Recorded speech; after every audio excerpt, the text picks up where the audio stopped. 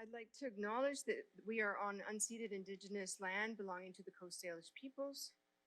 This includes the territories of the Musqueam, Sokomish, Tsleil-Waututh, and Kwakwitlam First Nations.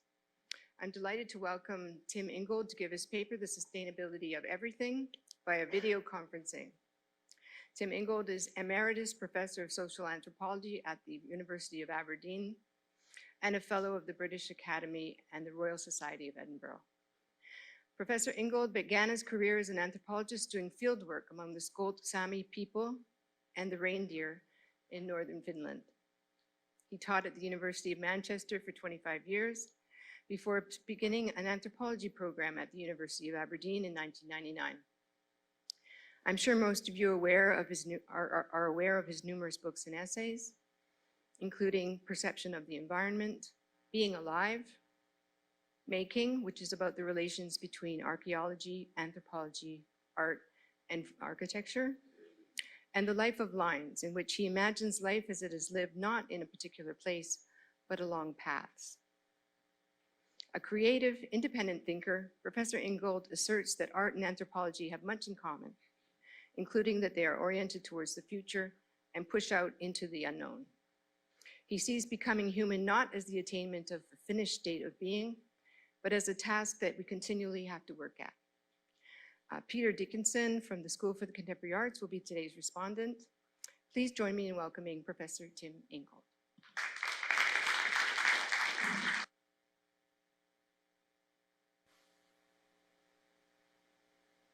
Well, hello, greetings from the other side of the world. I'm speaking from my home in Aberdeen.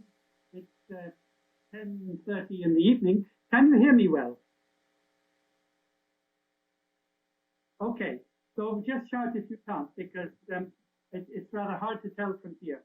But I hope you can continue to hear well. And now, it does feel very strange to be giving a lecture sitting in my dining room. But anyway, I'll do what I can. And I'm going to begin and end with a conversation. And the conversation from which I begin was with the director of an arts organisation in the northeast of Scotland, here where I live. She was planning an event to celebrate the planting of a new woodland in the area and wanted me to contribute to the event with a talk. I asked her what kind of theme she had in mind. And her answer was that I should address the theme of sustainability and its bearing on peace and friendship, grassroots, democracy, art, ecology, and culture. You mean you want me to talk about the sustainability of everything? I replied, incredulously. And it seemed at the time like a pretty impossible thing to do. But the more I thought about it, the more it seemed to me that sustainability is either of everything or it is nothing. It can't be of some things and not others. It can countenance no boundaries of inclusion and exclusion. So what kind of everything can always surpass itself, always have room for more, without at any moment appearing partial or incomplete? And the answer to which I eventually gravitated, and which I shall elaborate tonight, is that everything is indeed a conversation.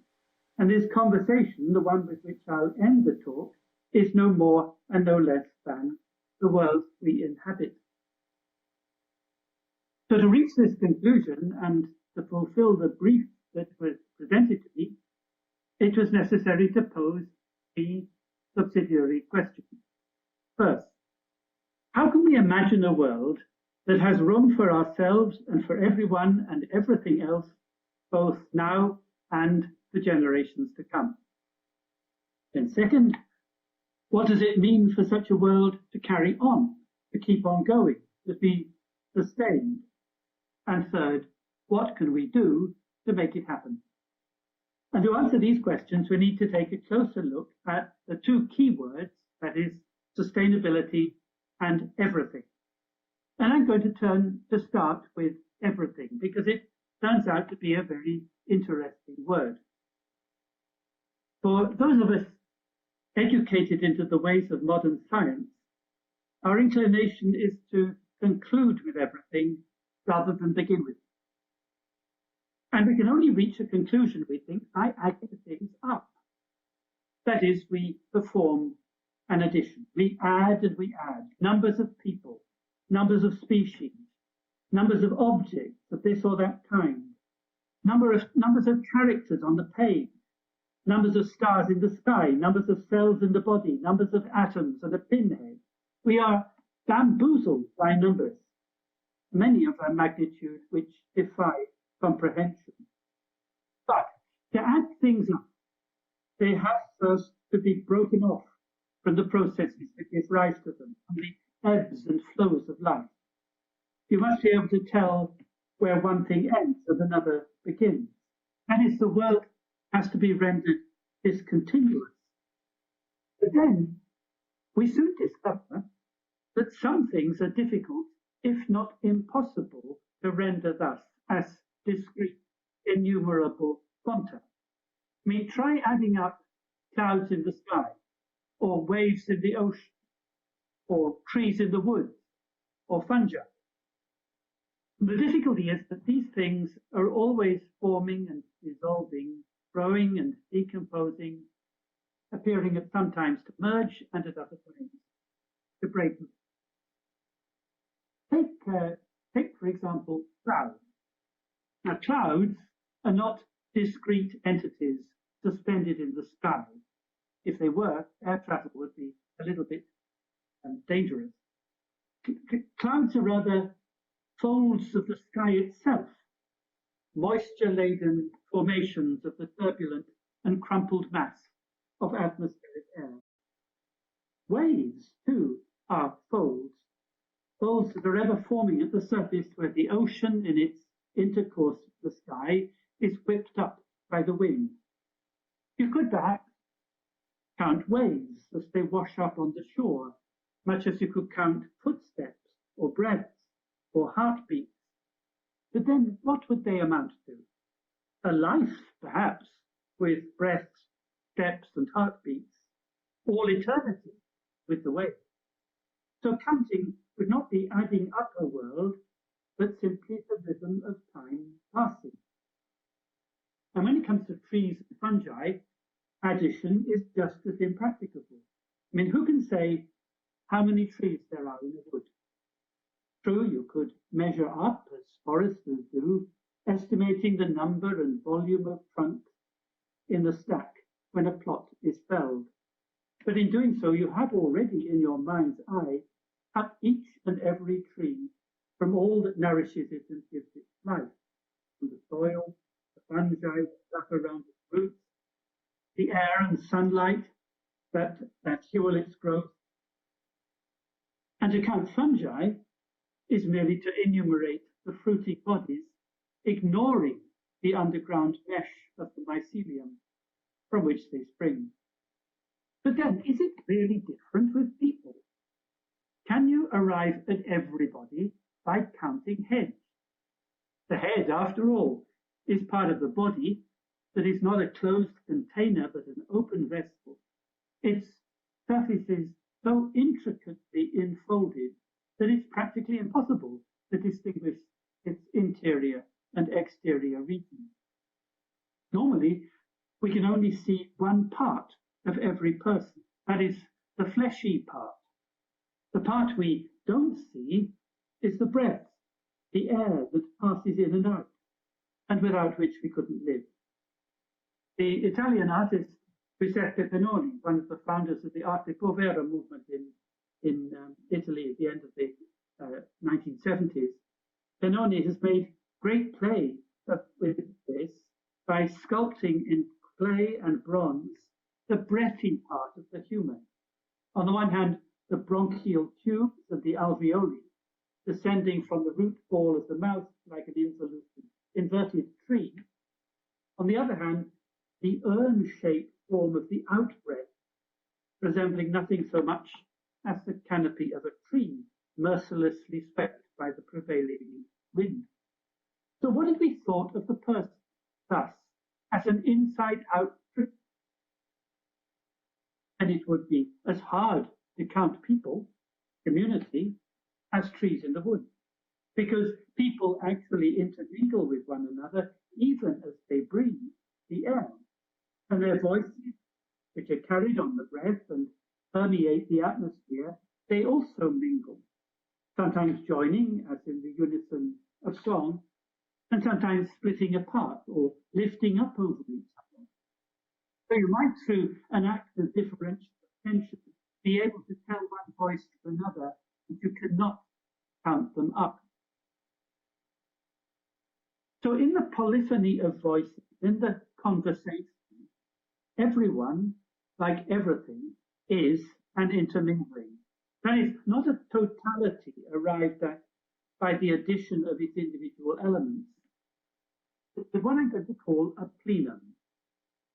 The plenum is not a space filled up to capacity with things, it is fullness itself. And the things we find there, as we've seen with graves, trees, and people, they emerge as folds, ever forming by way of the turbulence of lively material.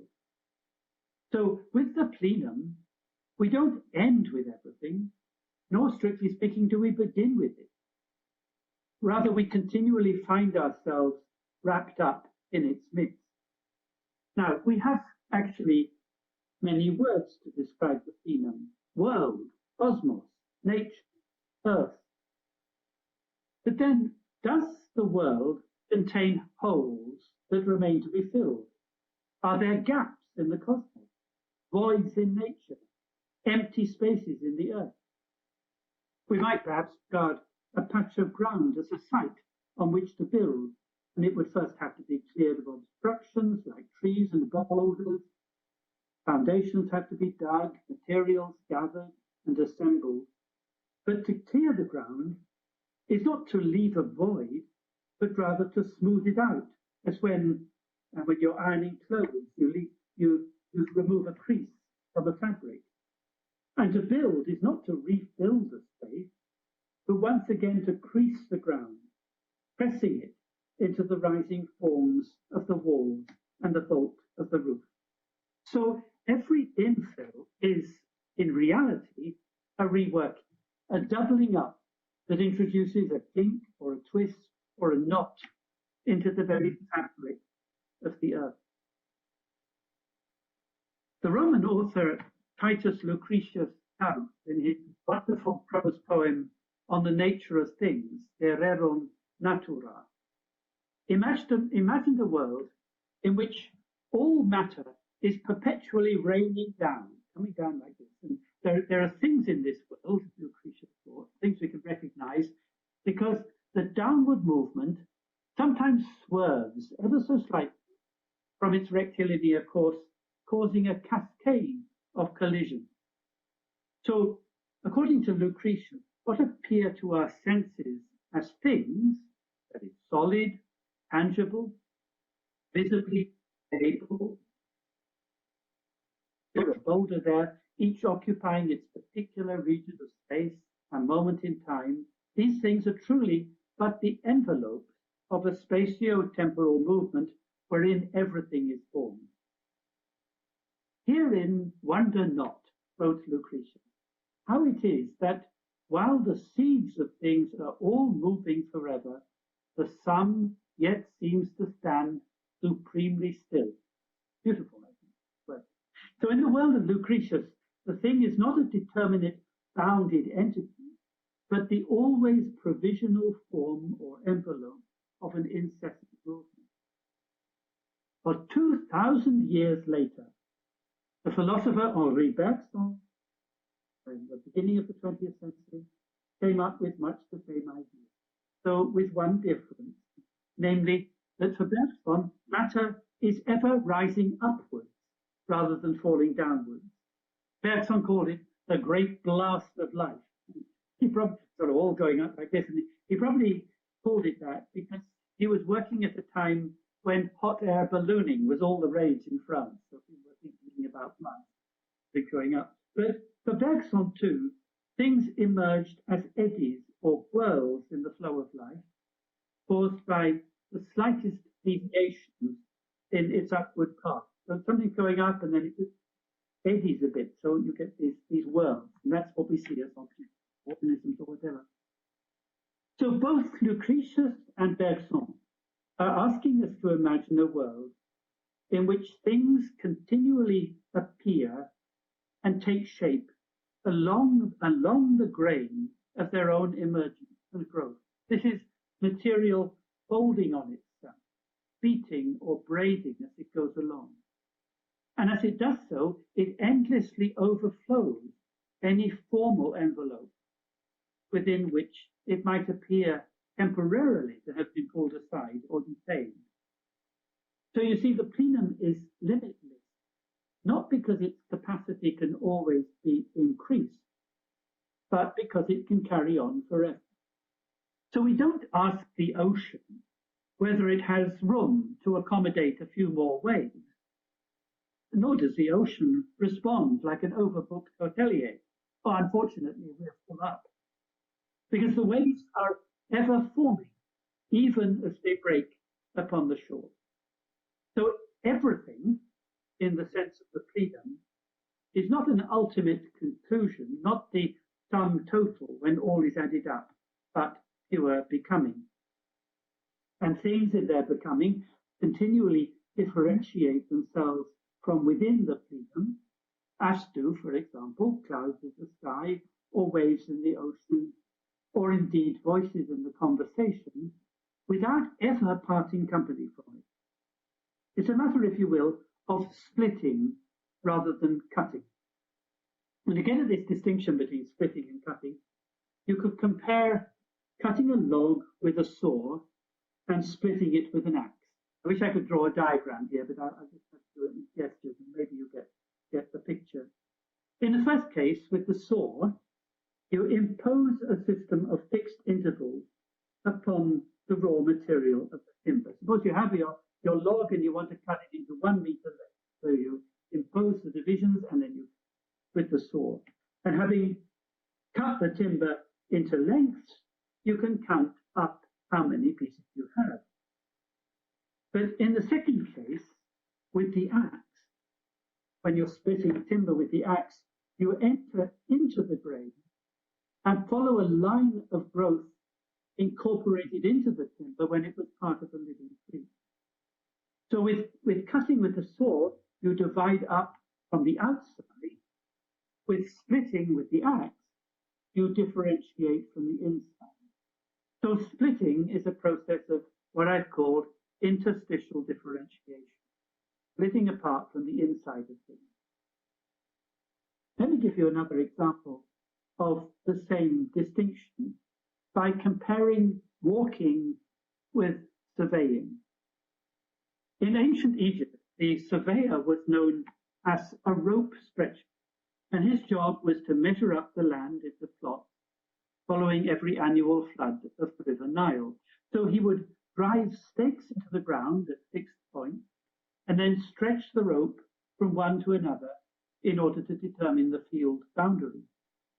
So every stake is a stoppage, and it's the equivalent of what nowadays we would call a data point, and the line of the rope connecting them divides the ground.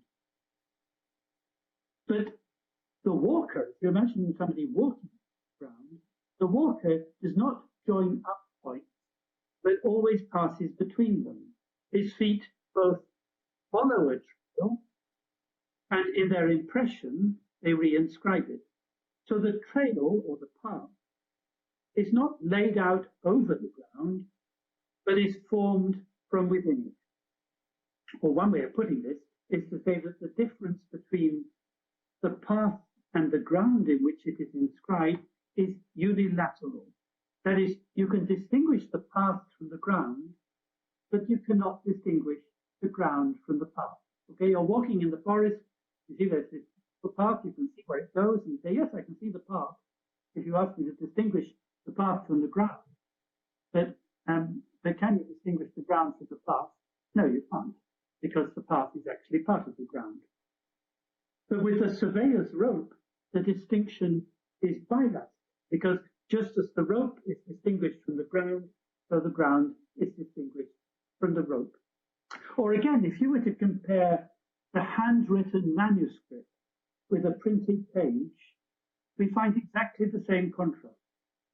The handwritten trace emerges from within the texture of the page, where the pen meets parchment or paper along a line of movement. But printed letters and words are deposited on the page from above. So you can count the number of marks on a printed page, but you cannot count the number of lines on a handwritten line. So then, how can we comprehend everything? Do we collect all the data, count up all the people, survey all the land, add up all the words? Is it a matter, as the mechanical, as the much used analogy of the building blocks suggests, is it a matter of assembling wholes from parts in a nested series of levels in which wholes at one level become parts of wholes at the next level?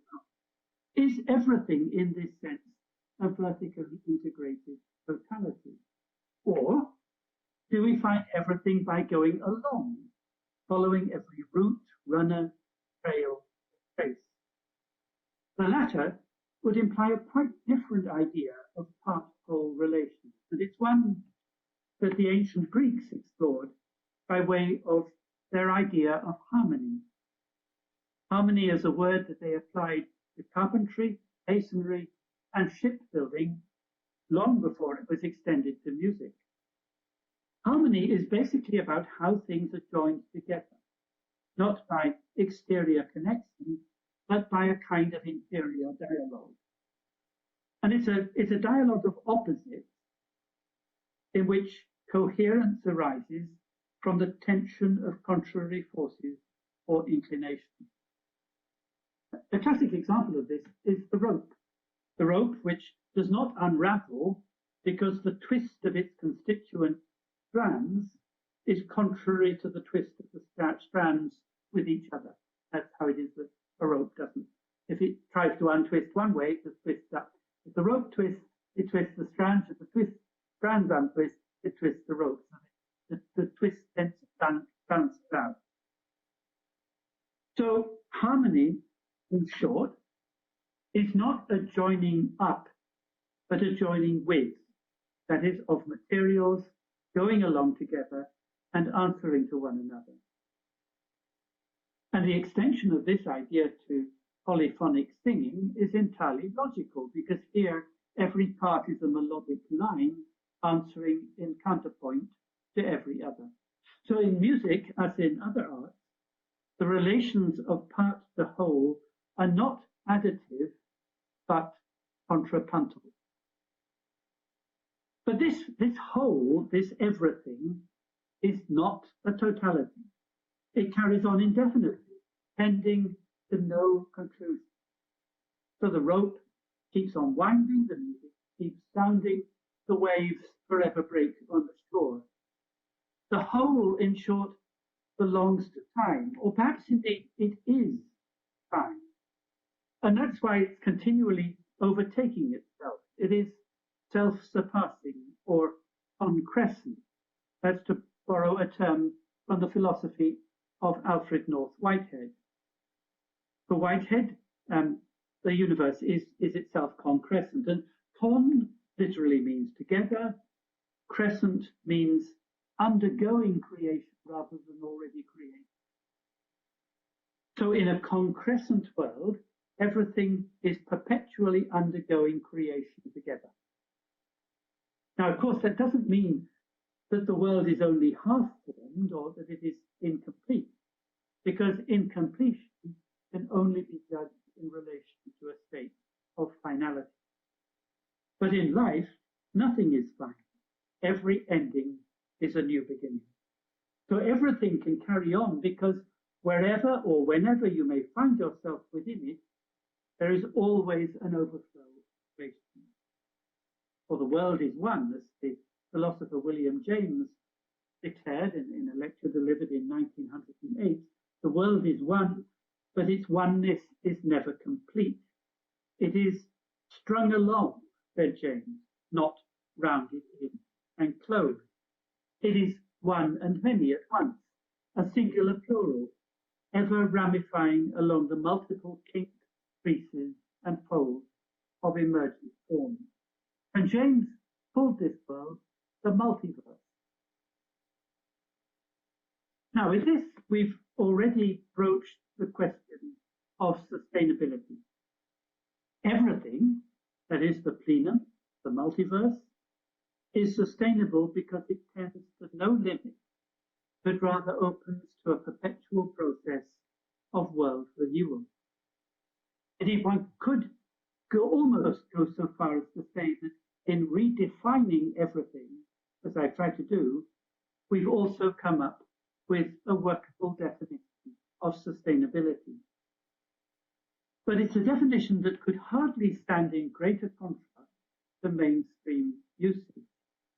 Because the aim of sustainability in currently dominant discourses of science, technology, and commerce is not to open up to the power of world renewal, but rather to harness or capture that power and to put it to use in the production of so-called renewables.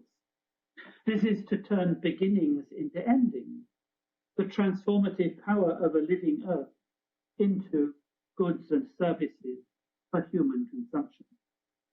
In the rationale of sustainable development, the world is understood not as a plenum to be inhabited, but as a totality to be managed, much as a company manages its portfolio by balancing the books.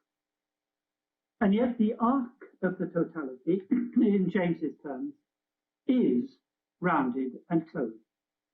It can buy sustainability only at the expense of putting life and history permanently on hold. The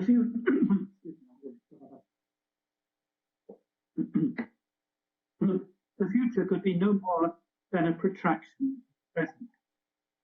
And this is to put sustainability on a collision course with everything. My argument is that to bring sustainability and everything back into line, we need fundamentally to rethink our relation to the world, to the future, to time, and to memory.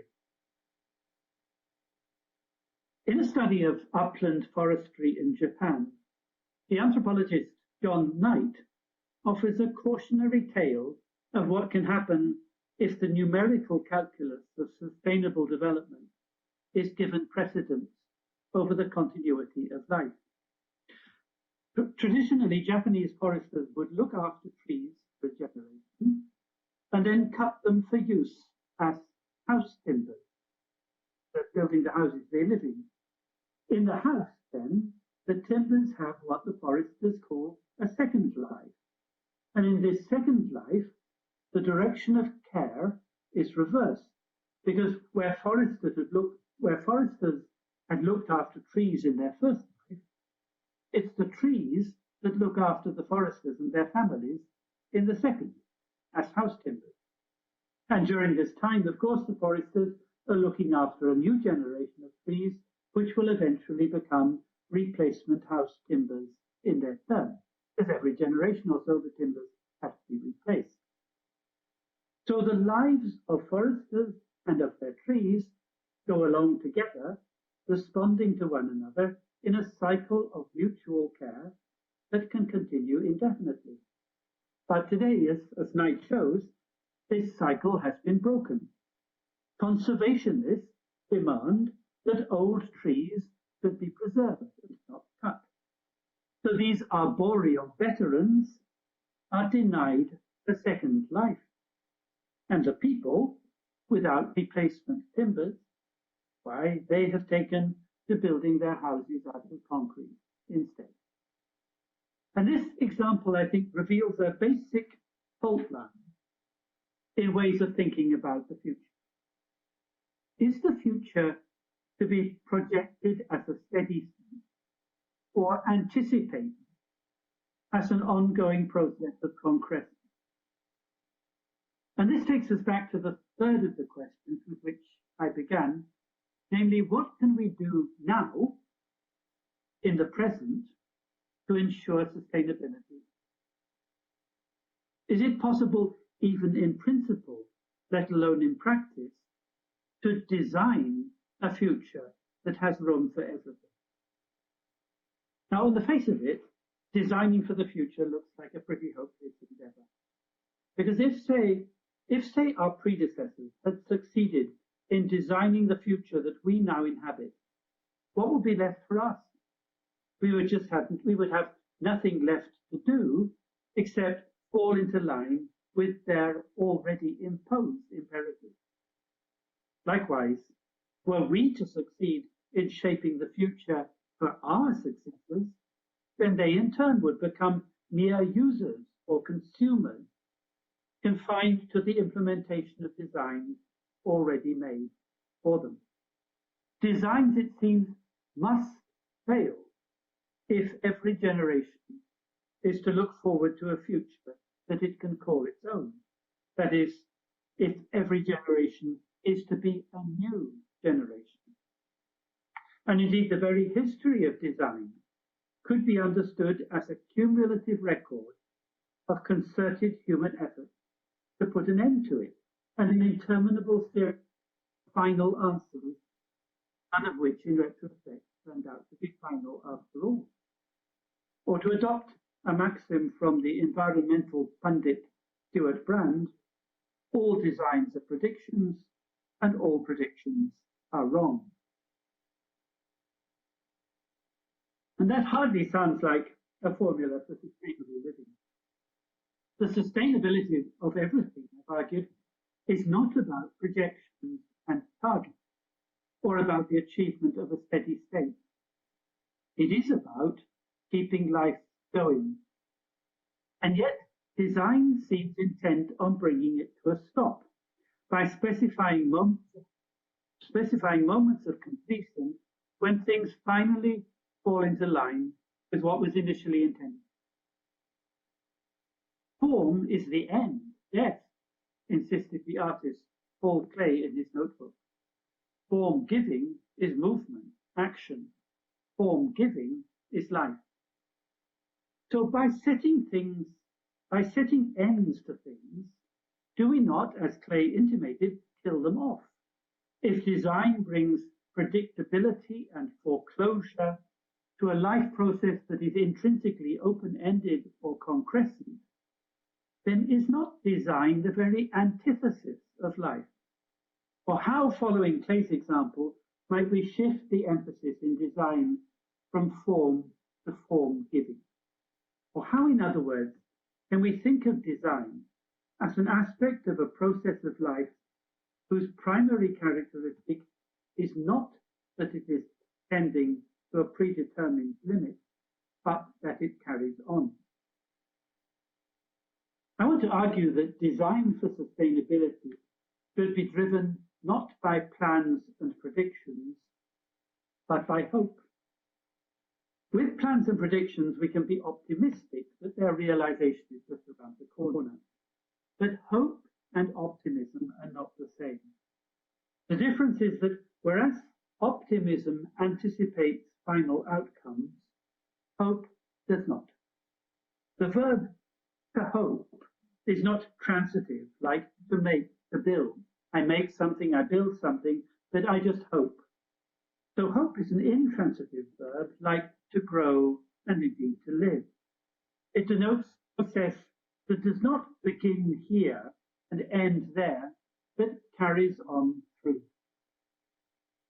So I suggest that in designing for sustainability, in making it happen, we should treat design too as an intransitive verb. It's in this sense that it is open and ended. So let me return to Paul Klee's contention that only form giving is life.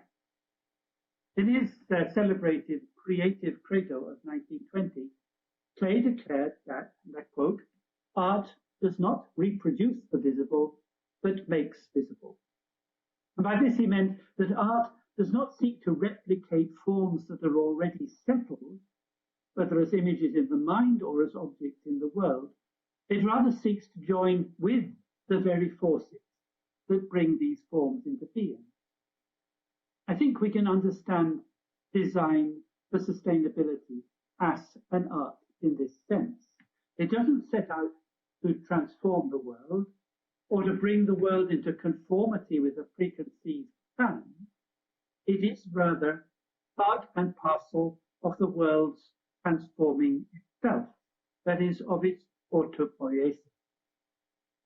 But this process of self-transformation unfolds along not one but many paths. It is in essence a conversation. Like life, conversations carry on. They have no particular beginning point or end point. No one knows in advance what will come out of them, nor can their conduct be dictated by any one partner. They are truly collective achievement. So let's think of the process of designing for sustainability as a conversation, embracing not only human beings, but all the other constituents of the life world, from non-human animals of all sorts, affecting things like trees, rivers, mountains, and the earth.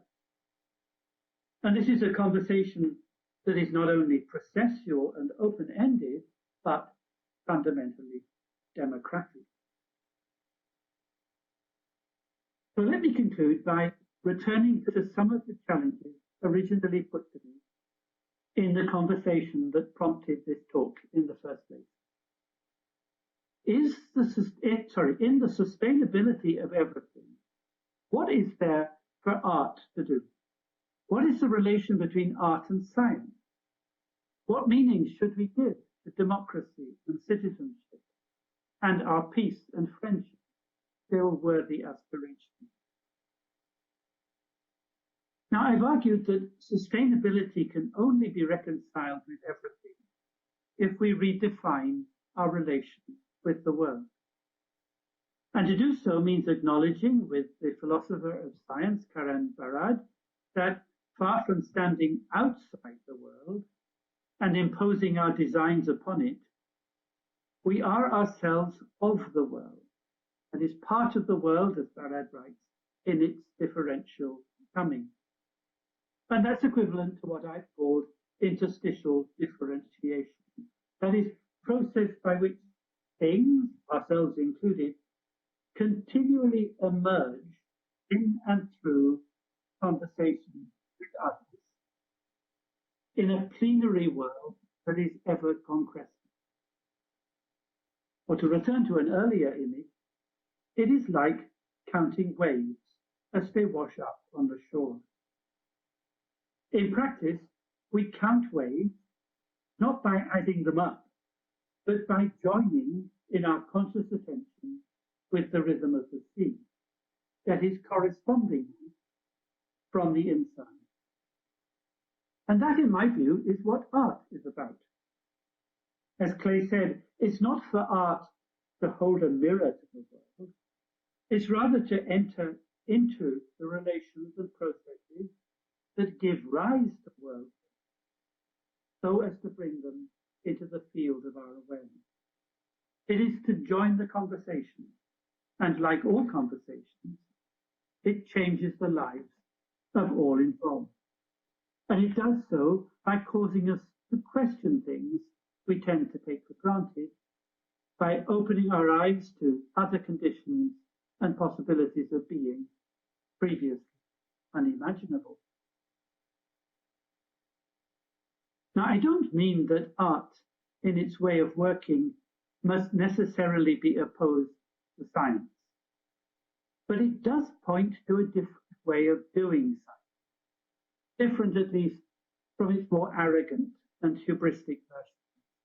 And I'm referring to the kind of big science that, in this era of the Anthropocene, pretends that it has the power to fix the planet once and for all for the benefit of humanity. Mega projects of geoengineering, were they ever implemented, will not secure the sustainability of everything, but more probably its opposite, that is, the ultimate extinction of life. By contrast, a science of sustainability must be one that joins with things, rather than arrogating to itself exclusive powers both to explicate the world and to bring it under control. Such a science must be modest, humble, and above all, attentive.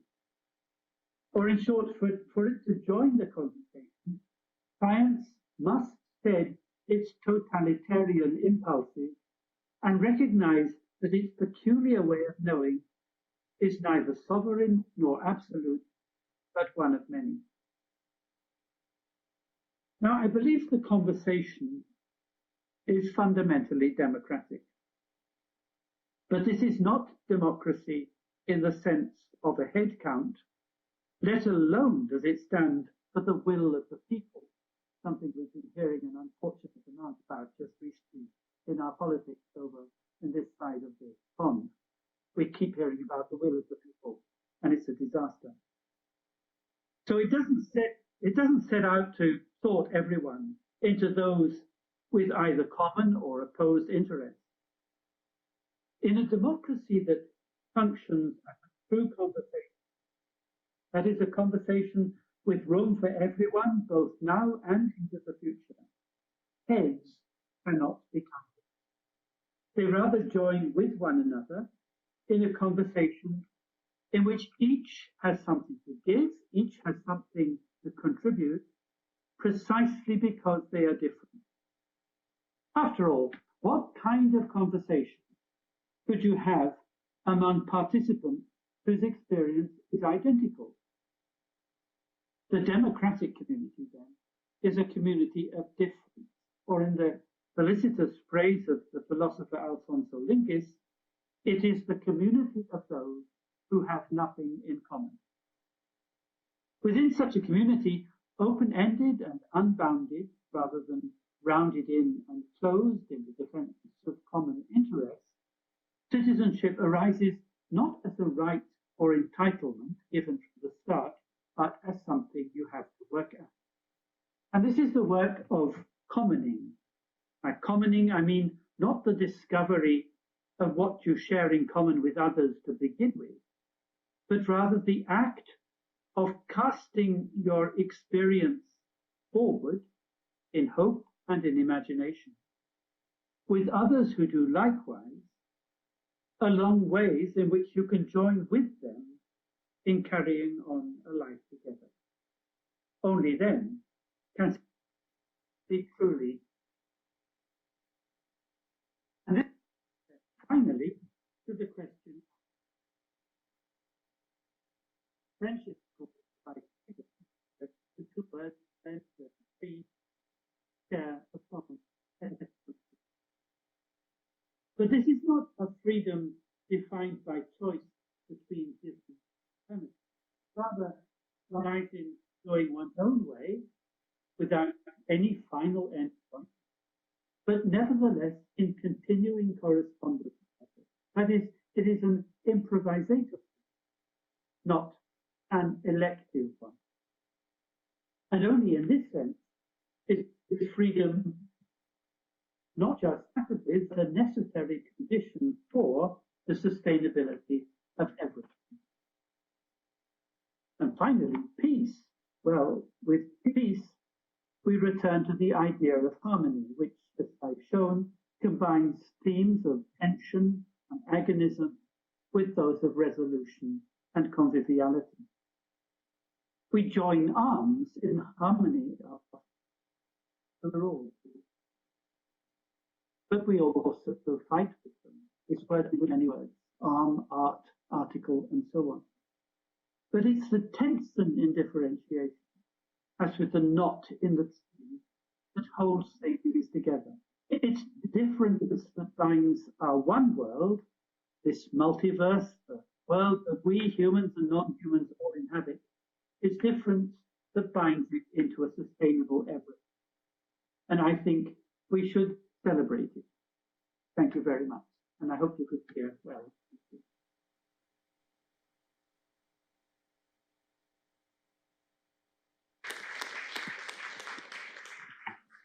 Thank you very much, Dr. Ingold.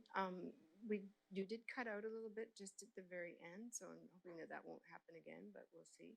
So I'd like to introduce you to Dr. Peter Dickinson, who will ask you some questions.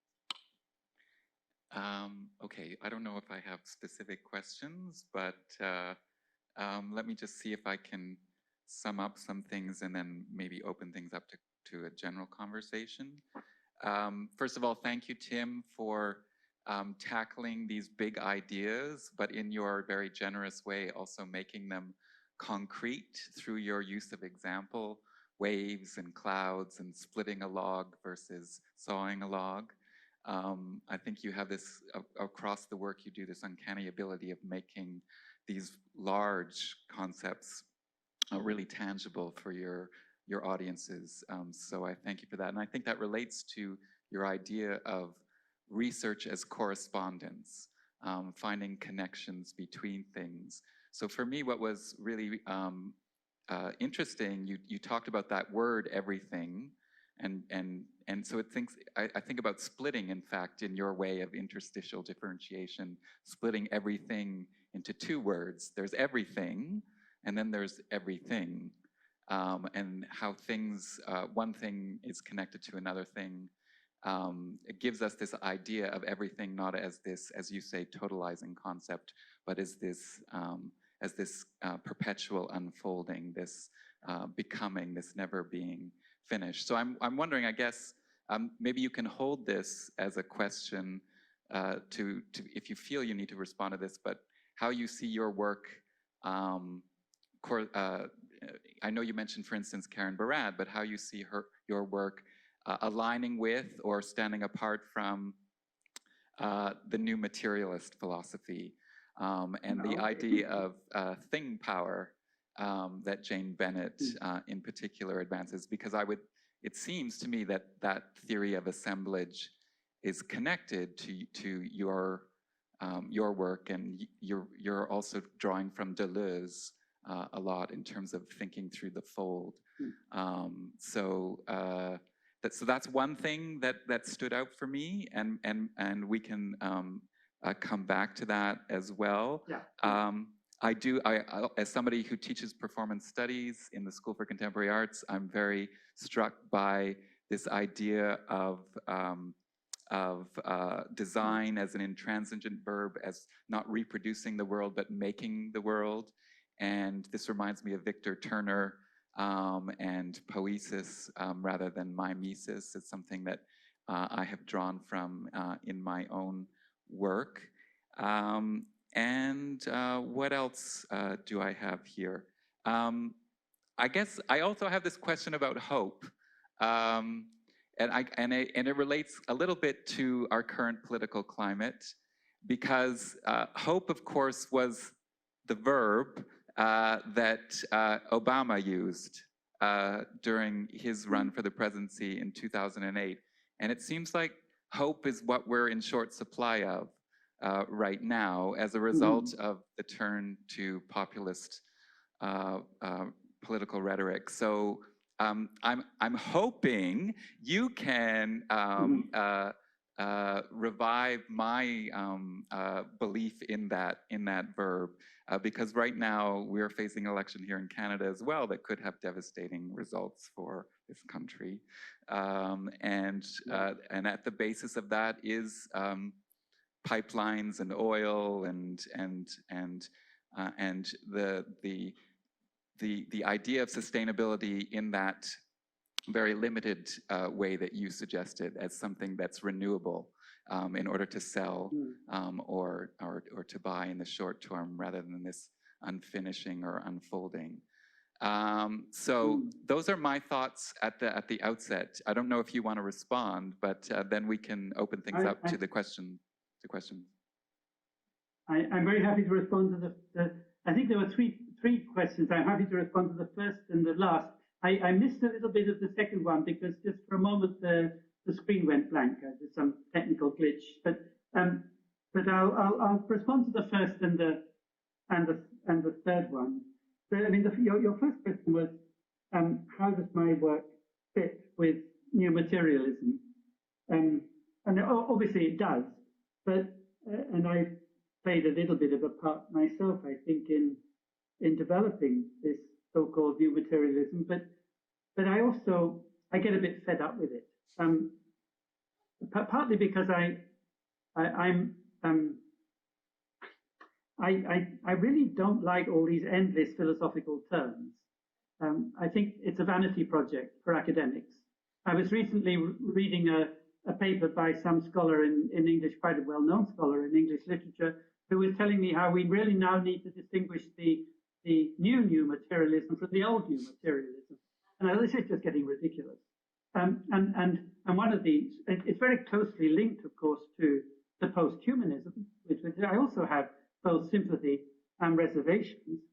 And what strikes me as so odd is that the way in which people talk about new materialism good, old materialism bad, is part of a kind of linear history of academia, which is completely contrary to the way the same people say we should think about history. So they're still talking about the history of their subject in a kind of linear, progressive way, even though they would denounce that kind of way of talking about history. So I just don't like the language of all of this. But nevertheless, I'm obviously sympathetic to the basic tenet of new materialism, which is namely that we should take materials seriously, and that these materials have histories and they have proclivities, tendencies of their own. But I don't see this as a great new revolution in philosophy. I see this as something that's actually obvious and always has been obvious to anybody who's made a living from the land and the oceans of this earth. So the only people to whom it's not obvious are certain. It seems to me actually that a lot of the new materialists have set up Enlightenment humanists on a pedestal in order to knock them down. They've invented this category of people who somehow are not aware of the fact that the world is inhabited by all sorts of non-humans and materials, and that these non-humans have vitalities of all sorts and have been engaging in relations with one another for millennia, whether any humans have been around or not. This has been obvious to everybody for ages. So it's not a grand new discovery. And so what I think annoys me about a lot of the literature on this is that the people who are telling us that we really need to engage much more closely with the material forces of the world, with non-human entities and so on, are writing in an idiom which could not take us further away from it. There's such a disparity between the style of writing and argumentation in much of this literature and what that argumentation is commending us to do.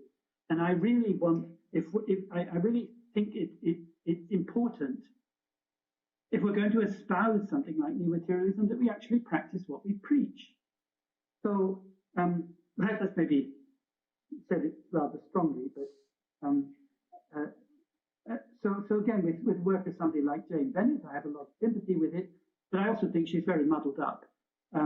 She's getting, and the source of a lot of the muddle is an overuse and an imprecise and careless use of the notion of assemblage or assemblage, which is actually, of course, the translation of the French agencement, which has a much more complicated range of meanings. It would take too long to explain all of that, but I think a lot of different things are getting lumped together under assemblage. And just by using this word, it creates more problems than it solves. That's my feeling about new materialism. When it comes to hope, there's a terrible risk here that whenever we think of a really good word, before we know where we are, it's gone and been co-opted by the neoliberal establishment. And I've just noticed that suddenly they're in the business of trying to co-opt hope now. We once, could talk about excellence, but we can't talk about that anymore. Once we could talk about creativity, but we can't talk about that anymore. They've all been taken over by the machine, and this is about to happen to hope too. and I don't know what we're going to do then. But and I was talking to Justin Welby, the Archbishop of Canterbury, about this problem, distinction between optimism and hope a while back, but he of course then came out with a long definition of what hope was, which was founded in his own Christian theology, which is a direction I didn't really want to go in. But as you said, hope is in short supply at the moment. If anybody heard the exchanges that went on in our House of Commons last night, you might have heard them on the news, you would be fairly close to utter despair. But I think my feeling is that firstly, that hope is the only thing we can do. I mean, there's no good wondering, can we hope or not? We just have to. We don't have an option. We don't have an option not to hope any more than we have an option not to live. I mean, here we are living, and we've got to live as best we can. And I think life is not really an option for us. We just have to carry on. And I think that it is not an option for us. We have to hope, just as we have to, just as we have to live. But the really important thing there is that we have an obligation to the next generation. I mean, it's our children and our grandchildren and our great-grandchildren. We have to think about them, because the terrible situation that we've put them in at the moment is this sense, not that they can look forward to a future that will open up and that they can shape, but rather that there's this future that is already there and is hurtling towards them at breakneck speed and is about to take them over. And this is terrifying. And we have to use hope to try and reverse that. I think that's, yeah. Yeah, well, as you say, at the very least, hope doesn't foreclose on the future, which is what despair does. No. And yeah. it invites us to join the conversation. So on that note, is it a good time, Denise, to open things up to questions? I can pass the microphone if you have questions.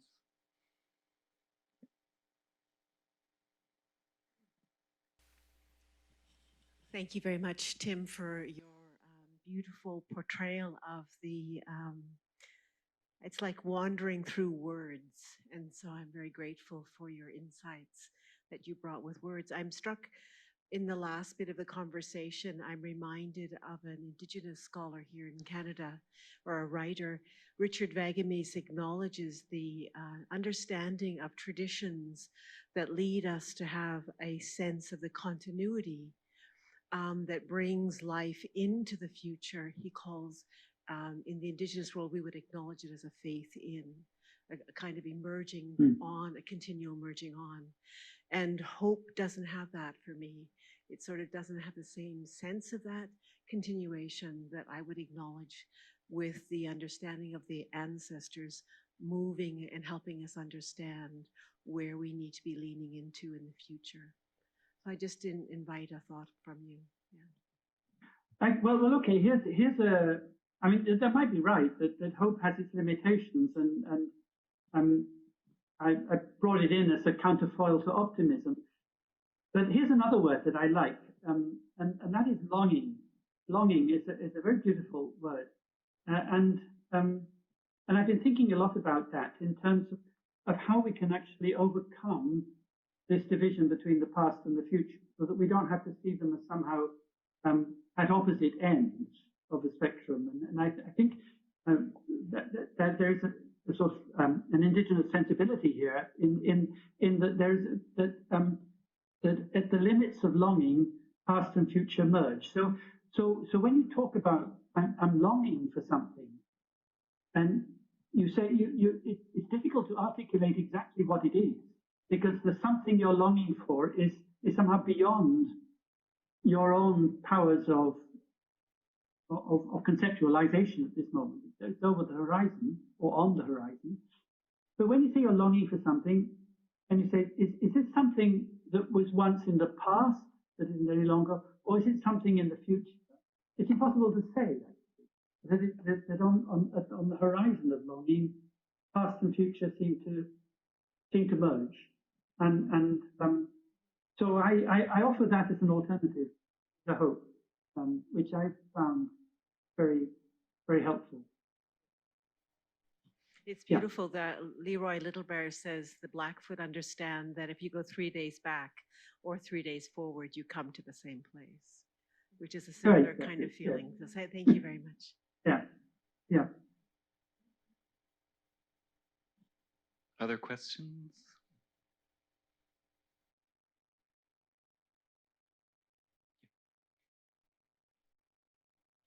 Thank you.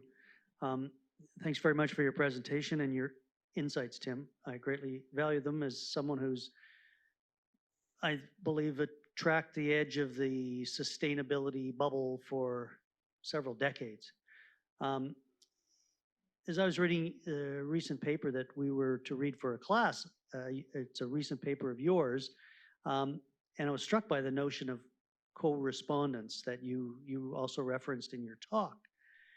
In Canada right now, we're caught up in a notion of reconciliation with our First Nations. You're probably aware of some notions of that. And for some First Nations leaders that I've conversed with about this, they're puzzled by it. They're puzzled by a notion of reconciliation when they said that, well, there was no conciliation in the first place, so how can we recapitulate that? Your notion of correspondence to me, to co-respond, seems to be a very appropriate gesture to initiate at this time with First Nations, where there are really rich differences between First Nations cultures and non-First Nations cultures, colonials or settlers.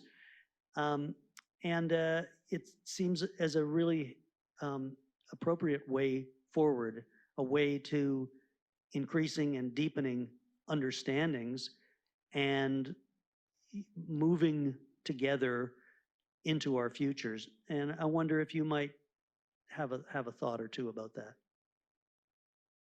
Yes, I do like that. I found this idea of correspondence helpful, and I think too that it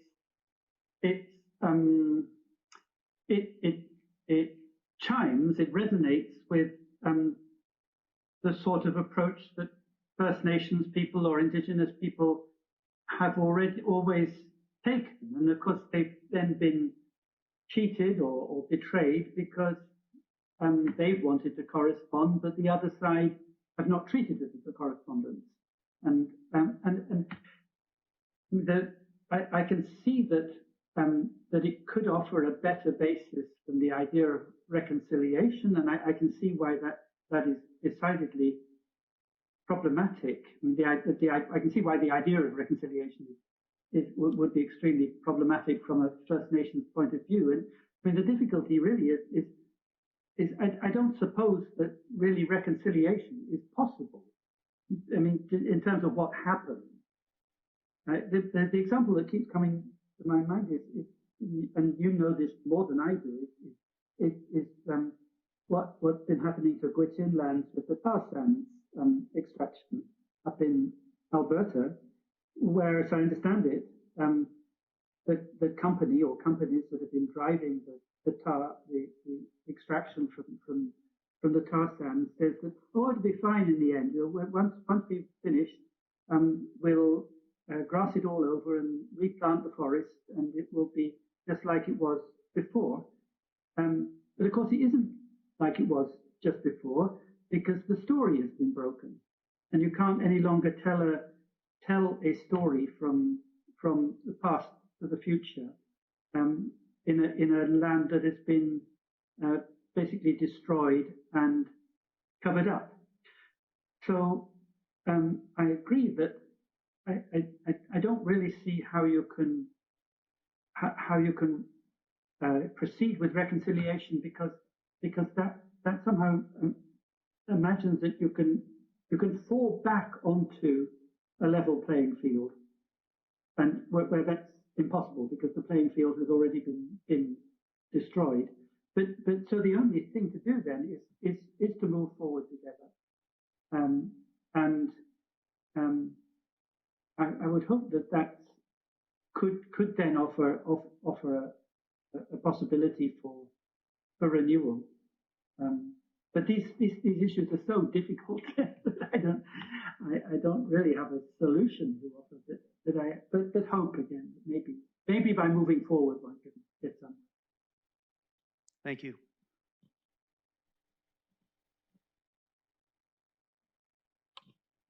Anyone else?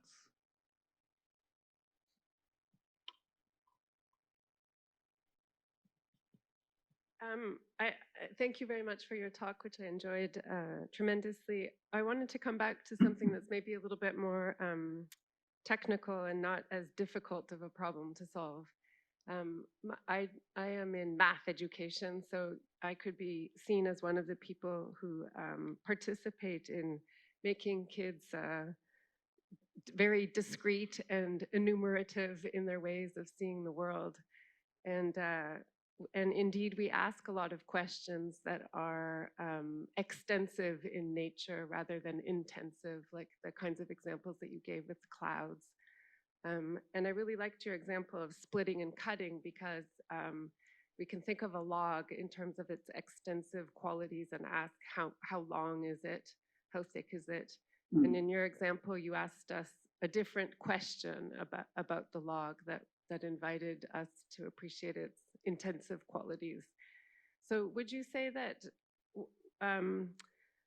we need to ask more questions that are intensive in nature, that we need to be less obsessed with how old are you, how tall are you, how much money do you make, how fast do you drive, all of these things where discrete enumeration is perfect response and which allows us to compare without having to worry about quality.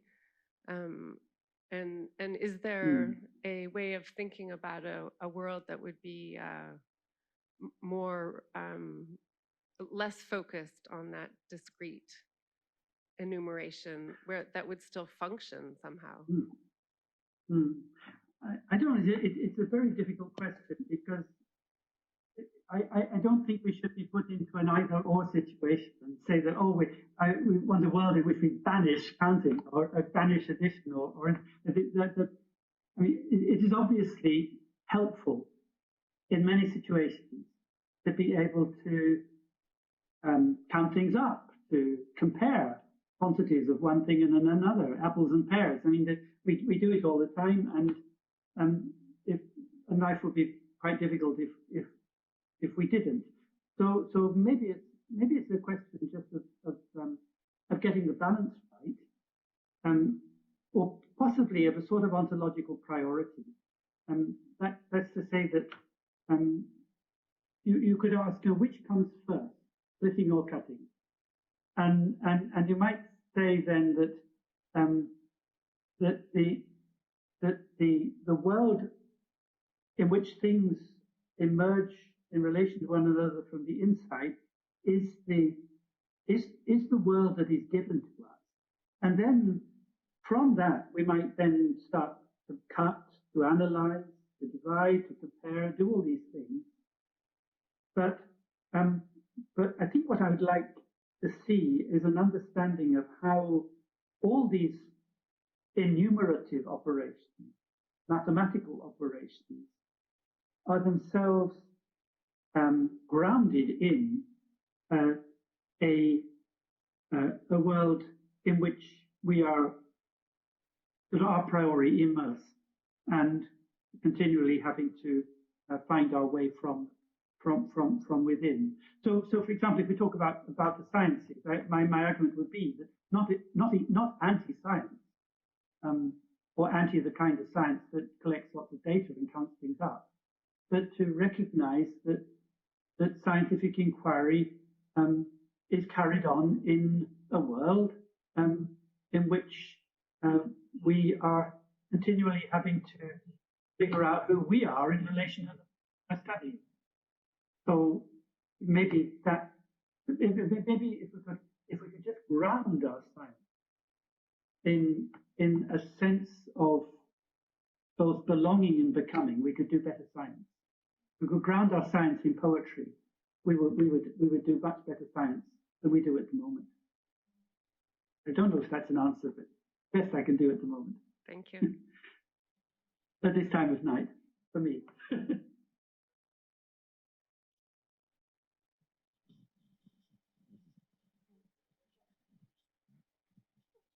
Wonderful, wonderful, wonderful. Thank you for that last statement. I would like to suggest that another question that we might be asking to be mindful, more mindful of the balance you speak about, is a very simple question: what matters now? And that applies to the notion of longing, past, present. And I think so often we get caught up in a mechanistic view of the world rather than a poetic view.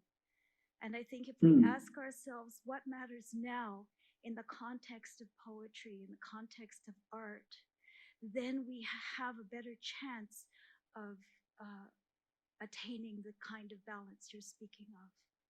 I'd love to hear your comment. Yeah.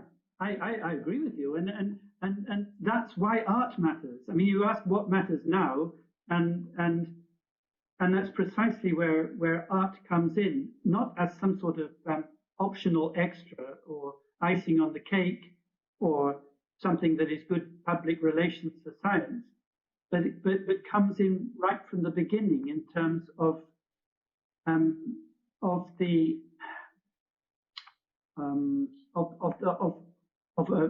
a fundamental sensibility towards the world that we're in, and in a way that sensibility is what we're calling art, and but it's not a question of particularly art is not. It's going beyond simply art as whatever artists do. It's saying that that we're talking here about something existential, about a way of human being in the world, which at the moment art and poetry are better capable of addressing than science is. But this could change, and that I think, you know, that 40 years ago science was very different from what it is now. I think science has changed a lot, and one of the things I've noticed is that, for example, that the banner of, or a radical ecological sensibility is something that science used to have and is now lost, and has largely been taken up by art instead. So art, in a way, has had to move in where science has abandoned the field. But anyway, that when it comes to what matters now, it's exactly why art matters, I think. That's a rather rambling answer, I'm sorry.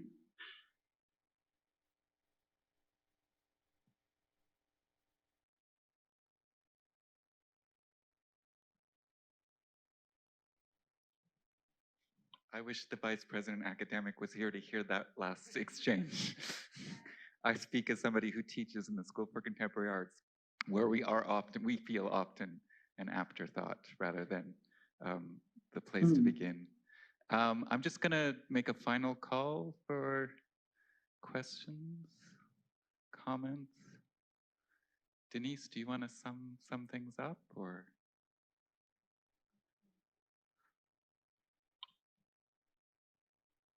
Well, thank you very much for a fascinating talk and extension of your work into the future, and also for staying up late for us. This is really wonderful, and you're very clear-headed considering the time it's not yet midnight.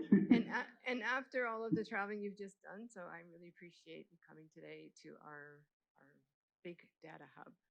So thank you and goodbye. Good night. Okay, thank you very much. Good night.